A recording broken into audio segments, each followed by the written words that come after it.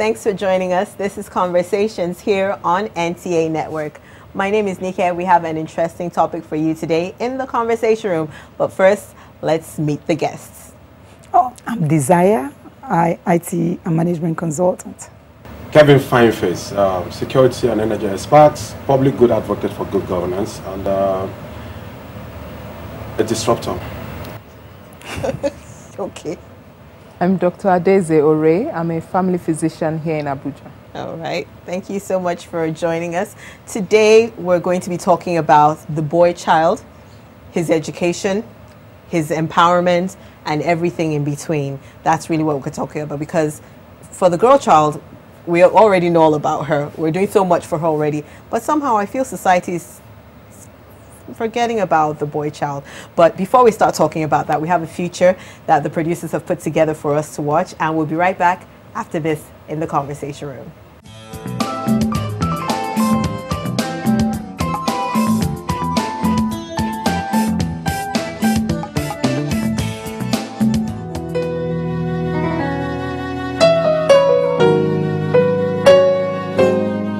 Globally, conferences, seminars, or talk shows are often organized for the empowerment, welfare, education, and protection of the girl child.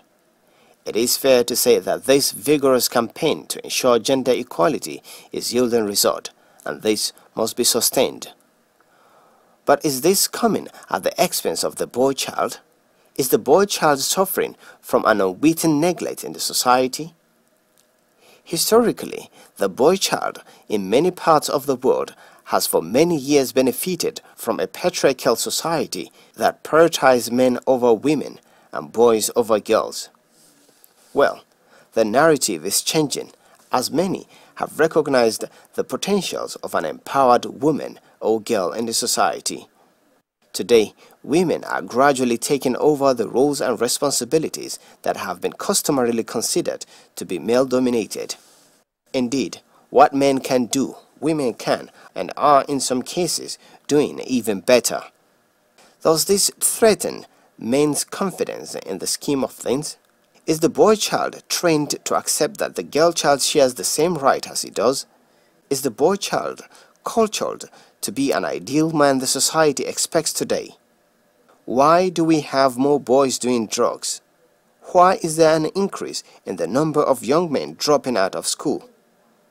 The heinous act of rape against girls filled us with anger, but do we feel the same degree of anger when boys are sodomized?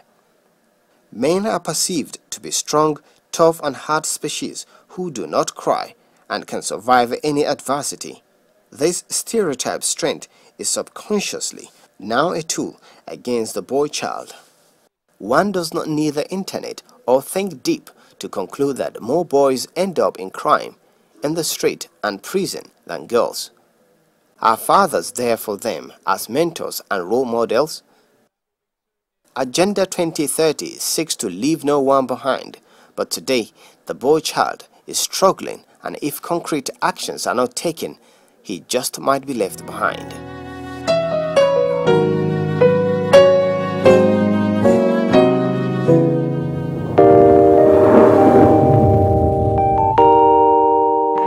When there's a child out there that's not getting the same that your own child is getting, the difference will tell, and there will come a time in the society where that child is going to take his pound of flesh. Where you can actually, everything from watching a program with the child, you can start up the conversation from something on the TV and say, oh, you know.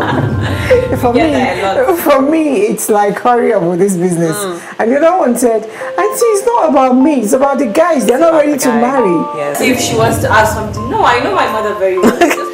In fact, the most interesting one is when I put up pictures on WhatsApp, you know, Snapchat filters and all that, she will call me, remove that picture. There was a day I got tired of all that, and I said,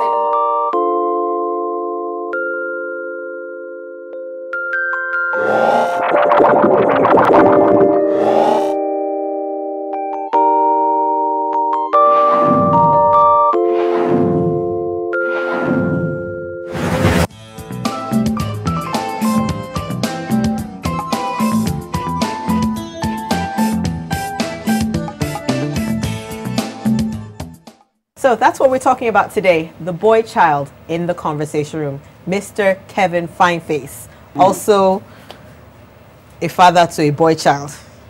Well, father to too many boys. Too many boys. You know. So what are you doing to empower them? We're already doing our own bit as women for the girls. Sure. What should we be doing for the boys? Well, when you look at the boy child, in this part of our world, from what I've come to understand and also experience, I grew up in an environment where you're made to just know that you're a man. That's all, you're a man. And what does it constitute to being a man? You're not told. And so either you want to cry, they say don't cry, you're a man, boys don't cry. You don't do certain things because they said those things are for the women. So by default, you are wrongly educated on how you should behave as a human being first. So in my inquisition, growing up, I started asking so many questions, and when I became a father, I started seeing the need to educate my son, not just my son, with my daughter, to first being humans, then also learning how to relate with people. So like I tell my boy that you also always need to protect your sister. If you start doing it now, you learn how to protect your wife. You always need to support your sister now. If you start doing it now, it becomes an habitual thing that you can easily support your wife. And so if she's in the kitchen, my daughter in the kitchen is also in the kitchen. Currently, he knows how to cook, he knows how to make his bed, washes his clothes, does home chores. Those basic things that traditionally been left for women to do is no longer meant for them. So I also meant to understand you can actually cry as a boy. If you feel the need to cry, tearing doesn't make you weak. So sometimes I even cry in their presence. They see me weep profusely, like, how do you cry like? One of those moments. Yeah. And so it's a subtle way to educate the boy child to becoming that ideal man that he should be. If we have delinquencies today in the society, it's not a government issue, it is a family problem. Yeah. If we have miscreants, criminality, thriving in the society, it's not a government problem, it's a family issue. I grew up in a family where we're made to understand that truth is the only thing you can stand for. And so we have songs like, many are the labors of the boy who wants to become a clever man. If at work or if at play, always speak the truth. That came from my father. It's there. I mean, I'm more than 40 and it's still there. So those ideas need to be passed down to the next generation, and that's what I'm doing consciously in ensuring that this boy comes out tomorrow to become a plus to the society, first as a human being, because gender, it shouldn't be limitational. Gender should rather be complementary and not as we have portrayed it to be today, to be limitational. And so that's traditional belief system. Boys do this, girls do this. Yes, there's no denying the fact that masculinity oftentimes is given to the guys. But if you see, the woman is the most powerful being on earth, wired differently. My late pastor would say, if a man has 14 wires running through him, a woman has 21 wires running through her. Okay. So today what she likes is not what she would like tomorrow.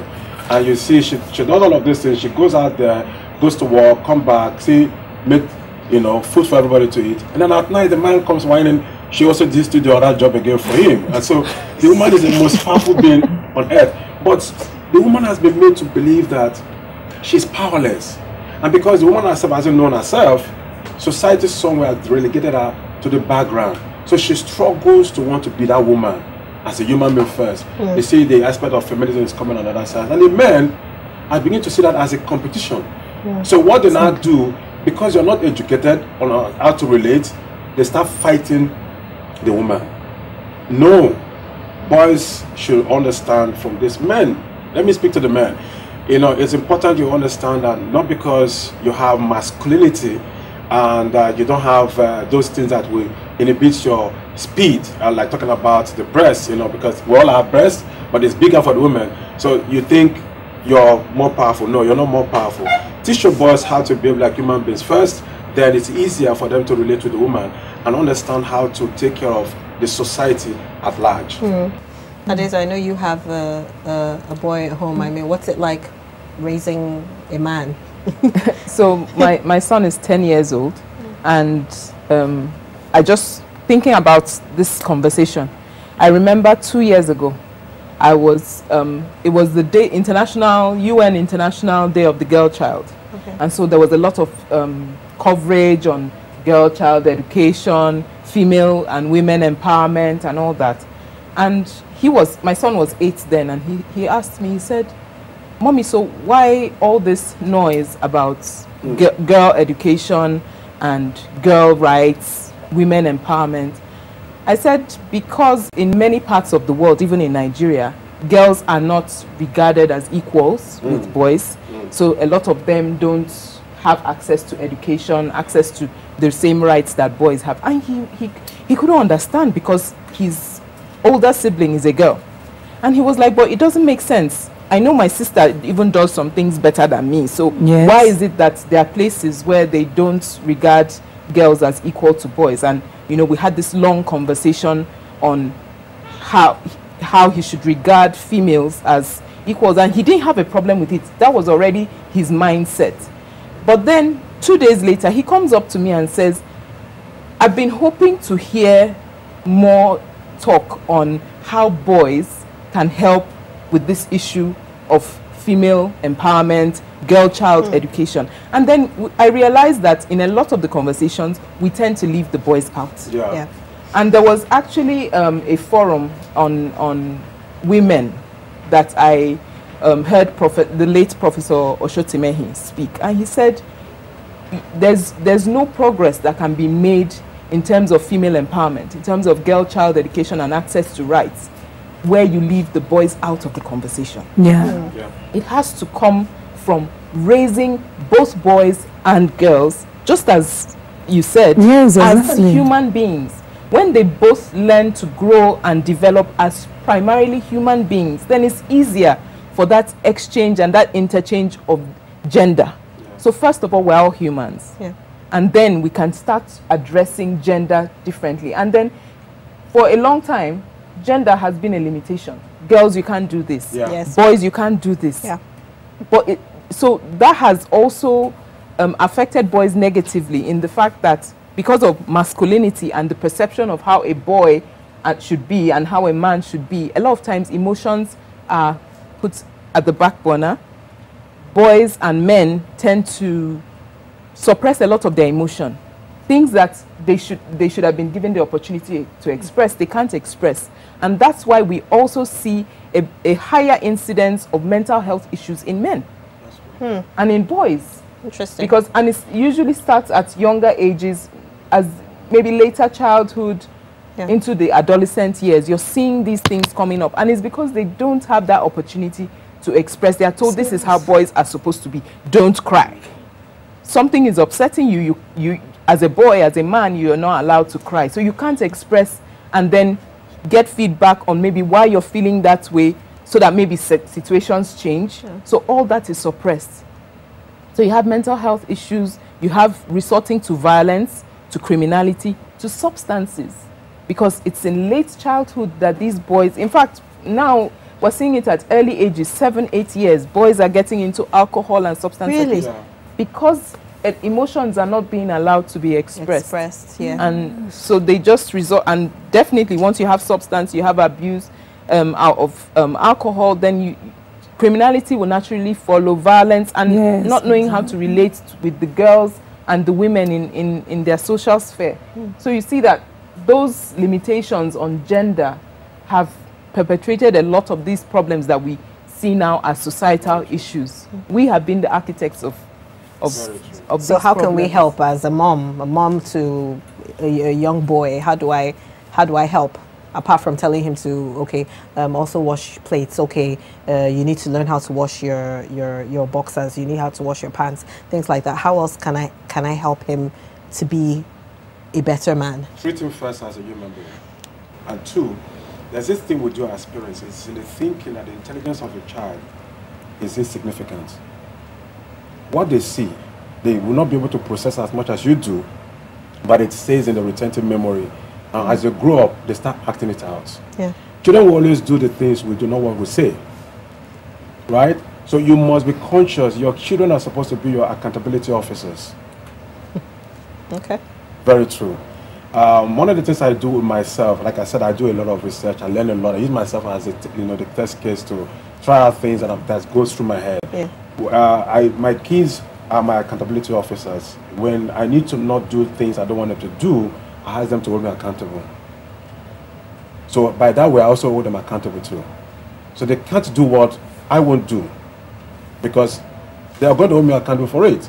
So you as a mother, I've always said that it is the fault of the mothers that children turn out to become who they are in the future. It's not a fair statement. Look, no, I need to explain this. You nurture these children more than we do. What are you saying to them while they breastfeed? What life are you speaking into them in the course of breastfeeding? In the times that you need to have that moment with them to make them feel loved, what life are you speaking into them? How are you encouraging them to become who they're supposed to be as human beings first, then in the masculinity? How have you been able to study to look at the personality of our children and not use one cap fits all strategy on all of them? Are we using our deficiencies as a basis to train up these children? Because you decide to be a doctor, and by one reason or the other you couldn't meet up with the marks and you ended up studying biology, and you want your son or daughter to study, becoming a doctor, and so you're pushing that child, and that's not where the child wants to go to. Yes. The personality of that child doesn't really warrant that, but because you want to satisfy your own deficiency, you push that child to go studying medicine. So if we begin to understand, so we as parents, there's no ground given for parenthood studies, and that's the sad thing. We're all experiential people, so we pay the price, we go through the process, we do try and error. I think the society should take it upon ourselves to want to heal itself. How? Create avenues. Those who have had the experience, come share their experiences. We'll pick from those things, learn a few things, align that to our personality type, and see how we can relate with our children, and ensuring that they become healthy children that comes to add value to the society. So mothers need to take it upon themselves from cradle. Start speaking right, telling them the right things to do. Start directing them. If you need support from the fathers, now some of us fathers, of course, we don't want to see ourselves doing those things that look like woman things. Because of how you were brought up. Because of how you were brought up. I have a friend who said, I cannot even boil water. And I said, because he saw me cooking, and I do this with my kids. Sometimes I'm on overboard, rolling my overboard and cooking in the kitchen and doing some things. Like, man, they try you. I said, no. And I said, no. It's me. I don't expect to go to the kitchen. It's my personality type. That's what I love to do. Yeah. And so my case should not be used as a basis for other women to say, don't you see your friend, look at what he's doing. No, that's wrong. That guy might be someone that, is more an achievement-driven person, is very strict and all of that. So we need to understand and learn to know how to manage these things. So mothers, take it upon yourself and see how you can groom these boys. If these boys grow up to become rapists, it's your fault. Because you didn't give them the values. You didn't let them understand what they need to do, how to treat their sisters. I've seen mothers making the daughters go through everything. She takes care of, she does home chores, she helps in the kitchen, so that the boy just sit down there, play games. It's wrong. That's a disaster you're developing there for the future. He grows up, does the same thing in his home, sits down, plays. The wife is tired, stressed out. He plays all his games, and in the night he goes to tell her, I'm around, and she's like, baby, I'm tired. You can't tell me that. He beats her up. My daughter, I'll arrest you. Yeah. But Kevin, you're apportioning a lot of duties to the mother. You haven't spoken to the men. I did. You did? Yeah. I said men should take it upon themselves also to support. We need to understand who we are. Let me tell you what I've found out recently. I saw a therapist, a personality clarity coach. Yes. To profile me. And in the course of the profiling, the guy sounded like a prophet. Yeah. The things he said are things I have identified of me, but didn't know that these things are actually like a scientifically proven test was done on me. And it was like, wow, if I had known this years ago, I would have known how to manage certain things at home.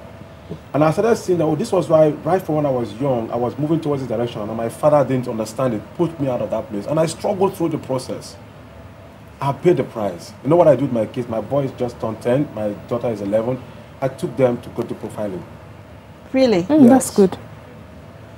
And what we saw are the things I've also identified, and I'm now ready for them to say, look, they're not going to go through conventional school, especially my boy. I won't take him to conventional school because he's more of a technician from the profiling. Why should I suffer him through the process? That's just it. Exactly. Now that I know. So men should take it as a matter of urgency and importance, like a life and death thing, that let's see how we can make the society better.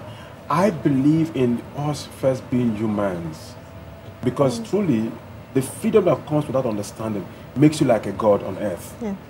Because God made us in his own image. Whatever religion you want to look at it, we have that semblance of the godness. So if we are first humans, then we begin to learn to treat people through that benevolence relationship. There has to be that.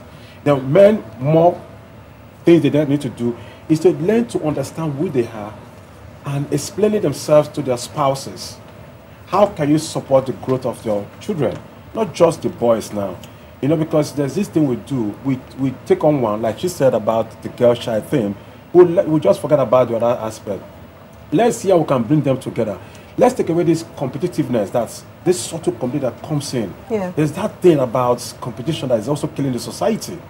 You know, we should take that away. Life is about complementariness, not competition. Yes, The reason why I we have agree. issues in our homes, you know, there's always that issue about separation or divorce, is because of competitiveness. Once there's that element of competition, the men will always be men. They will take you out. Yeah, I know. So the men need to learn how to relate to people. That's what I do. I relate to people from a pitiable disposition. That share attitude. Oh, share, doesn't really know. You know, it's safer for me. Yeah. It makes me look like I'm weak, but it says it's my peace. Because the most important thing is my peace. Okay. Whatever that gives me my peace, that's what I pursue. I know, Desire, you do a lot of training, so I'm hoping you'll give us an angle on training children, you know, from the academic point of view, and then also as a mother, because I know you have a boy as well. So Okay, we'd yes. like to hear from you. Yes, good. I'm privileged to come from a family of 8. We have 2 boys and 6 girls. Okay. And so much preference was actually given to the girls in my family. Really? Wow. Yes, my dad did. My dad will always say that, in fact, that if people will actually see things from his own point of view, that girls should be given qualitative training first, then the boys should come later, because that when you train a woman, he's of this view, that when you train a woman, you've trained the whole nation. That's true. That in your old age, he's sure the women are there Yeah. to take care of you. And he actually did. We are a family of 8. Everyone is a graduate. We have doctor. We have all manner of professionals in the family. And it was actually beautiful, because the way my mom also brought us up, because of my daddy's perception about the way girls should be trained, there was no special preference for my brothers in the house. Yes, my 2 brothers were actually engaged in cooking in the house. Everybody, the cooking was shared among everybody, so they were engaged in cooking in the house. So we noticed at the long run that whenever any of them, you know, is settling down, you know, you're getting a job, you're settling down, one of the very first things you go for are kitchen utensils. Okay. Yes, and I think that also helped me. I carried it on to my own family. My husband loves cooking. He's one of the best cook you can ever meet. Yes. Yes. My children will always love to see mommy travel, so that daddy can just fully come to the kitchen. Wow. and take over. And take over. Yes. So that's that. And that's exactly the way we're bringing up our boy. My husband sat me down and told me that we don't have boy and girl in this house. See, human beings. Yes. That we don't have boy and girl in this house. I should make sure the responsibilities that are given to the girls are also given to the boy. The boy is just 4 years, but he virtually does a lot of things. He sweeps the house.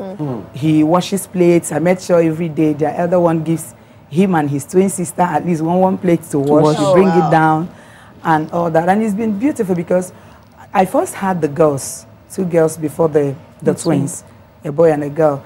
And when the boy came, you know, when he started, that natural tendency in a man, you know, to feel you're a man, he will always say, no, I don't want this. In fact, the very first day I assigned the plate responsibility to him. After about 30 minutes, he came back to me and said, Mommy, I don't like that plate to ask me to be washing. I said, why did you say that? He said, it's because I'm a boy. I said, who told you boys don't wash plates? That the best chefs all over are men. So there are no specific responsibilities for a boy. Another, he came back and told me, Mommy, you know, I'm one of the elders of the house. I said, I'm one of the elders of the house. I said, who told you you're one of the? Yes, he said, me and Daddy, we are the elders of the house. I said, what makes you an elder? He said, it's because we are meant to protect the women. I said, how does a man protect the women? He said, you see the way Daddy doesn't allow you to do this. Daddy is always, whenever you go out, Daddy is calling you on phone and all that. See, at 4 years old, they that's observe. The way I'm meant to protect the house. In fact, this whole week, his daddy wasn't around. And after every meal, he would tell me, Mommy, have you people finished and all that? You know, I'm now the elder in the house.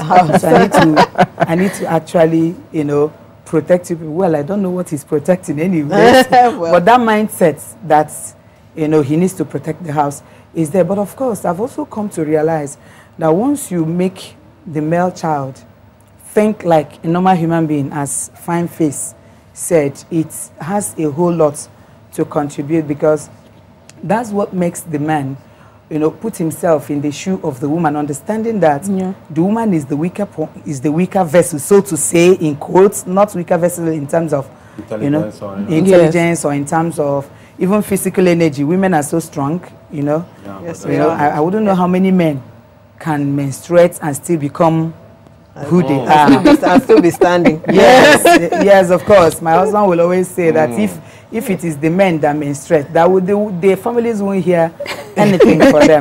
Do you know, if they tell you the amount of blood I'm shedding for this family, you know, you respect me and all that. Oh, God. Yes, exactly.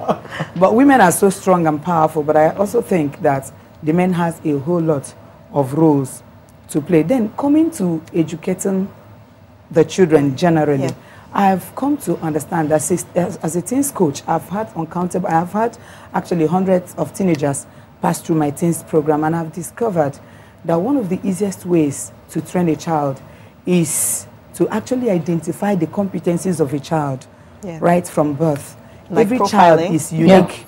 Something like that? Yes, what you said. Every child is unique in himself. You don't treat child A the way you treat child B. There are children that are fast learners. There are children that are technically inclined. Then there are children that they're 100% arts oriented. There are these people that are just out there. Yes, of course. So it's the duty of the parents, actually, the mother in particular, to find out the uniqueness in the child and start nurturing it. But I also want to say that the fathers have so much role to play, because when you take all the responsibilities to the women, you get it 100% wrong, because we need to have our fathers at home. When you have the fathers at home, it has a whole lot of roles. I mean, and a whole lot of... What do you mean by fathers at home, for people that don't understand? Yes, of course. Fathers at home means a father that understands the family, a father that brings out time, gives time, quality time to the children. That's involved. That's involved in the day-to-day running of the family. It's not just enough to make all the money. And that's why you see children complaining at, you know, a lot of men complaining at old age that they did so much for the family, and at the end of the day, the children don't remember them, they don't only the mother and other. You were busy making the money that they never needed. That's my thinking. You are busy because you come to discover that most fathers that are present at home, so to say, are always loved by their children. Your children are not always doing the comparison feast and all that, trying to compare you with other fathers. Because you're there, you can actually understand, you can actually feel the smell of your children's mouth. I've always noticed in my own family that whenever my husband is not around for 2-3 weeks, it's not always 100% easy to manage the children. You send them on errands, you may need to repeat yourself 2 times, 3 times before they do that. But once daddy is at home, you don't even need to repeat yourself. Not because daddy is going to flog them, but simply because they know daddy is there and they don't want... In fact, a single utterance from the father just solves the whole lot of issue. You know, women naturally are the talking type, but men are actually either the action. Whether by flogging or by science and all that. Even the voice alone can be like... the voice alone can do so much. I think, so I also think authority. that's authority. Yes, that's authority. Yes, the authority. Not yes. Miseducated everybody. Yes, of course. So I think our fathers need to actually be at home. They need to contribute so much. The fathers also need to be involved in, you know, the day-to-day running of the family. Trying to look at your children's assignments, what are they learning in school, trying to find your children's opinion about their school, their teachers, trying to find out your children's opinion about the family, what is happening in the family and all that, and improvements that can actually be made in the family. You need to actually be at home for you to be able to implement that. If not, at the end of the day, you see that you're making money, but you could think you're making money, but at the end of the day, you're busy planting a time bomb for yourself. So fathers need to be really involved. Then I've also discovered one specific thing about child and teenage upbringing, that parents should actually do so much in the areas of self-development. Because a self-discovered child is almost an already-made child.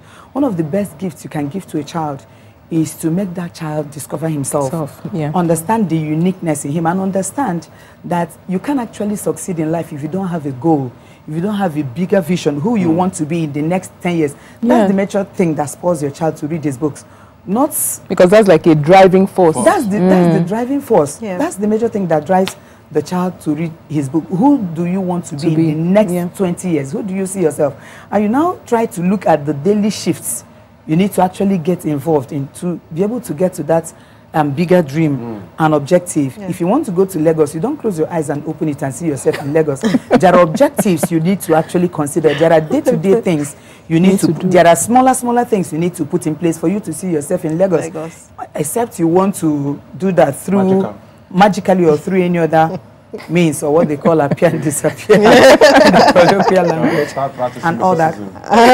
Yes, or you start practicing mysticism. So I think parents should do so much in the areas of self-discovery, making their children understand who they are, the competencies they have, what distinguishes them from any other child.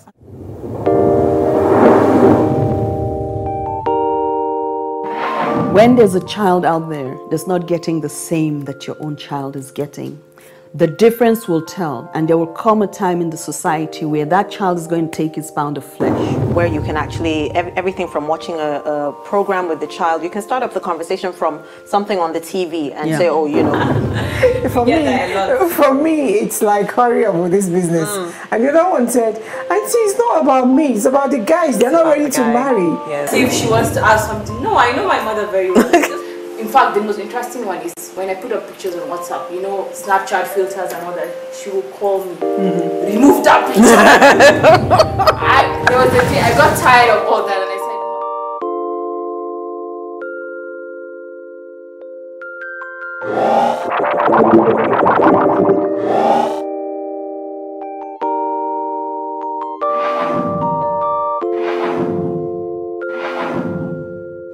I don't think in gender boxes at all.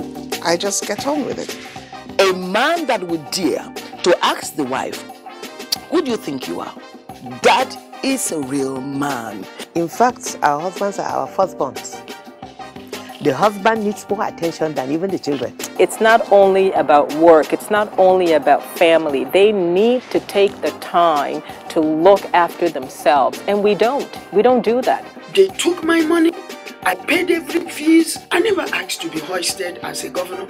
I wanted to be allowed to go out there and contest for the position of governorship candidate first. There's nothing greater than looking back and seeing that while you were aspiring, you were able to inspire others. Power to women. Yes, we need to have more women, more multitaskers around Nigeria to get Nigeria working. Definitely.